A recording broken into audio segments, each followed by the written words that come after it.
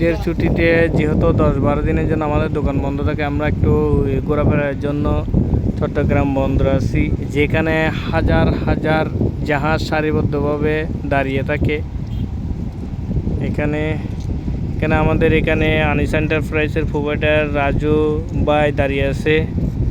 এখানে অনেক জাহাজ, অনেক সারিবদ্ধভাবে অনেক জাহাজ দাঁড়িয়ে আছে, হাজার হাজার, যেগুলা এই বাহিরের জাহাজগুলা সামনে বন্দরের সামনে থাকে, যেখানে আমরা চট্টগ্রাম টানেল আছে ওই টানেলের সামনে। এখানে শুধু এগুলো হচ্ছে যে আমাদের এই যেগুলা বাংলাদেশে এই পণ্য আসা নেওয়া করে এই জাহাজগুলো, এগুলা যারা চট্টগ্রাম ভাটিয়ারিতে পুরাতন জাহাজের মাল কেনার জন্য আসেন, তারা যদি সমুদ্র এরকম একটা ভিউ দেখতে চান সমুদ্রের, তাহলে আমাদের ভাটিয়ারি থেকে 40-50 টাকা খরচ করলে এই জায়গাতে চলে আসতে পারবেন। এটা মূলত এই যেগুলো চট্টগ্রাম সি বিচ বলে, সি বিচটা হচ্ছে এটা অনেক সুন্দর জায়গা, যেহেতু এখনও মানুষজন তেমন আসে নাই, আর মানুষজনগুলো আরও অনেক সামনে।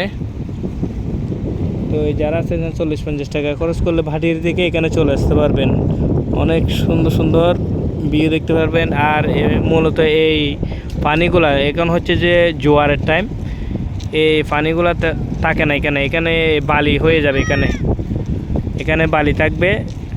অনেক ছেলেপেলেরা এখানে পর্যটকল যেখানে যারা দেখতে আসে এখানে নামতে পারবে।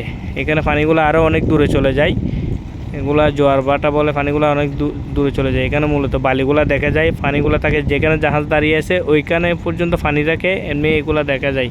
এখন হচ্ছে যে জোয়ার আসছে, সেই জন্য এখানে সাগরের পানিগুলো দেখা যাচ্ছে।